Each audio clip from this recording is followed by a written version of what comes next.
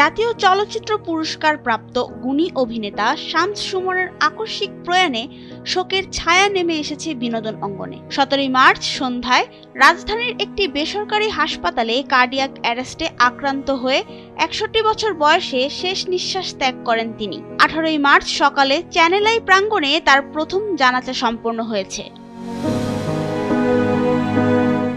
গুণী এই অভিনেতার শেষ মুহূর্তগুলো ছিল করুণ। সহকর্মী আবুল কালাম আজাদ জানান, তার সাথে ভিডিও কলেও শামস সুমনের শারীরিক অবস্থা নিয়ে উদ্বেগ ছিলেন। তিনি সুমনকে দ্রুত হাসপাতালে যেতে বলেন। সুমন যাবেন বলে আশ্বাস দেন। এরপর বিকেল 5টার দিকে তিনি নিজেই হেঁটে গ্রিন রোডের একটি হাসপাতালে ভর্তি হন। হাসপাতালে উপস্থিত অভিনেতা মাসুদ রানা মিঠু বলেন, এমআরআই রুম থেকে সুমন নিজেই হেঁটে বের হয়ে এসেছিলেন। তখনও তারা ভাবতে পারেননি বড় কিছু হতে যাচ্ছে। এমআরআই শেষে ড্রেসিং রুমে পোশাক পরিবর্তনের সময় হঠাৎ মেঝেতে পড়ে যান তিনি। সহকর্মীরা তাকে তোলার জন্য ছুটে আসেন। তখন তিনি কাতর স্বরে ও আল্লাহ ও মা বলতে বলতে নীরব হয়ে যান। এরপর চিকিৎসকদের প্রায় 40 মিনিটের চেষ্টা ব্যর্থ করে তিনি চিরবিদায় নেন।